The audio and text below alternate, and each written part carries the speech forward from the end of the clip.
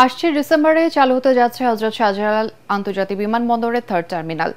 বেসামরিক বিমান চলাচল কর্তৃপক্ষ বেবি চক চেয়ারম্যান জানিয়েছেন, আন্তর্জাতিক মানের সেবা দিতে প্রস্তুত থার্ড টার্মিনাল। চলছে শেষ মুহূর্তের কাজ। তবে একক রানওয়ে ও সুষ্ঠু পরিকল্পনার অভাবে যাত্রী সেবার সক্ষমতা নিয়ে প্রশ্ন এভিয়েশন বিশেষজ্ঞদের। আরও জানাচ্ছেন তরিক ইসলাম।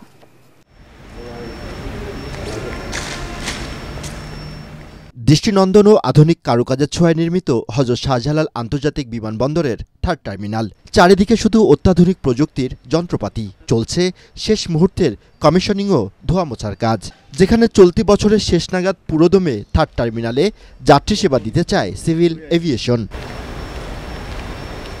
থার্ড টার্মিনালকে কেন্দ্র করে এরই মধ্যে বাংলাদেশে ফ্লাইট পরিচালনার আগ্রহ দেখিয়েছে বহু আন্তর্জাতিক এয়ারলাইন্স, যা ইতিবাচক বলছেন এ খাত সংশ্লিষ্টরা।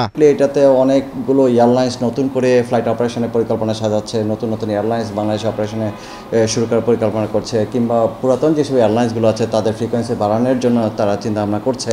থার্ড টার্মিনাল ওপেনের সাথে আমরা আশা করছি যে আরও এয়ারলাইন্স বাংলাদেশে অপারেট করবে। এতে করে যারা ধরেন যে সকল এয়ারলাইন্স মনোপলি বিজনেস করছে, তো এখানে আরও কম্পিটিটিভ একটা এনভায়রনমেন্ট ক্রিয়েট হবে। তবে এভিয়েশন বিশেষজ্ঞরা বলছেন, সুষ্ঠু পরিকল্পনার অভাবে ব্যাহত হতে পারে থার্ড টার্মিনালের সক্ষমতা। ফিউল সাপ্লাই, অতিরিক্ত ফ্লাইট হবে, সেটা করার মতো কি পদ্মার ক্যাপাসিটি আমরা বিল্ড করি নাই। বেশি প্লেন আসবে, সেটার জন্য কি আমরা একটা প্যারালাল রানওয়ে করছি? এখন একটা দুর্ঘটনা ঘটলে 6 ঘন্টা এয়ারপোর্ট বন্ধ থাকে। আমাদের রানওয়ের ক্যাটাগরি 1 অপারেশন, যেখানে পাশের দেশ কলকাতাতে category 3 operation, zero visibility land করতে পারে। প্যারালাল ট্যাক্সি এখনও সম্পূর্ণ হয়নি। এবং এই যে একটা বিরাট একটা খরচ করা, 30,000 কোটি টাকা খরচ করা হলো, এই খরচের টাকাটা আমি কীভাবে উঠাবো? এটা তো উঠবে না।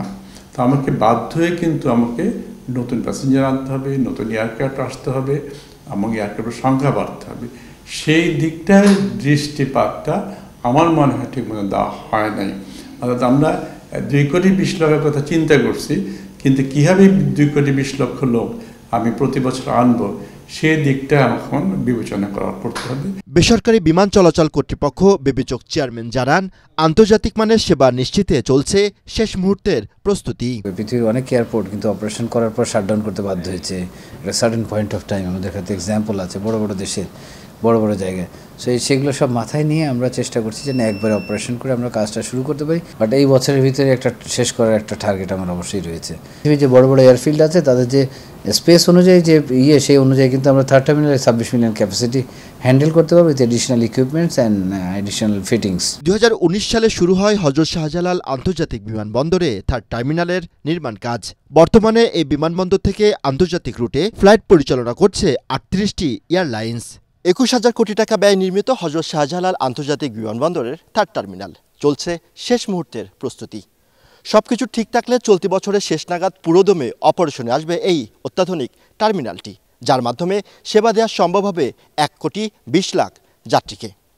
অত্যাধুনিক এই টার্মিনালকে কেন্দ্র করে এরই মধ্যে বাংলাদেশে অপারেশন চালু করার আগ্রহ দেখেছে অনেক আন্তর্জাতিক উড়োজাহাজ কোম্পানি। তরিক ইসলাম, এটিএন বাংলা, হযরত শাহজালাল আন্তর্জাতিক বিমানবন্দর।